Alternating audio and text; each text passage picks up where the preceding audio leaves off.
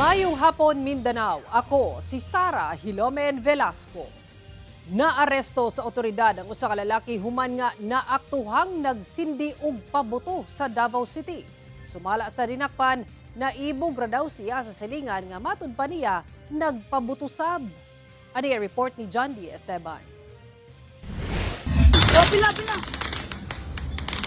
Paspas kag aresto sa kapulisan ang nagpasiga ni ining pyrotechnic sa Barangay Daliao, Turil, Davao City ato sa pagsugat sa bagong tuig sa January 1, 2026. Sumala sa kapulisan, samtang nagpatrolya, ilahang naaktuhan ang usa ka lalaki nga nangunay sa pagpasiga sa fountain fireworks. So after na umiikot yung kapulisan natin, nakita natin, he was actually caught in the act na nagsisindi ng fireworks doon sa harap ng kanilang bahay.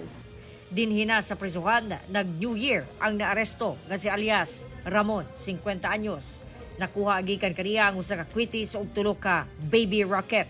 Sa pagkikinabi sa GMA Radio TV1 Mindanao kaniya, aminado siya sa maong kalapasan ug iyahan na lang daw kining atubangon.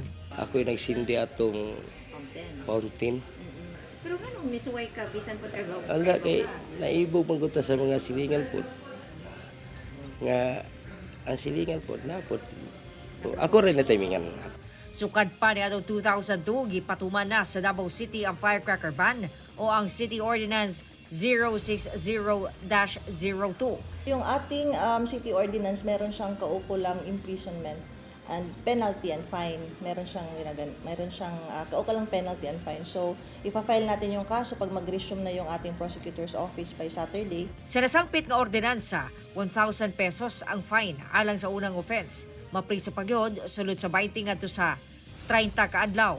Sa second offense, 3,000 pesos ang penalty ug mapriso sulod sa usa ngadto sa 3 ka bulan. Samtang 5,000 sa third offense ug mabalhog sulod sa 3 ngadto sa 6 ka bulan. Samtang ginaimbestigahan pa sa Davao City Police Office ang laing kuha sa netizen nga matud pa pabuto o nagpa-fireworks display sa syudad. Kauban si Bebot Kahes sa kamera. John D. Esteban. 1 Mindanao.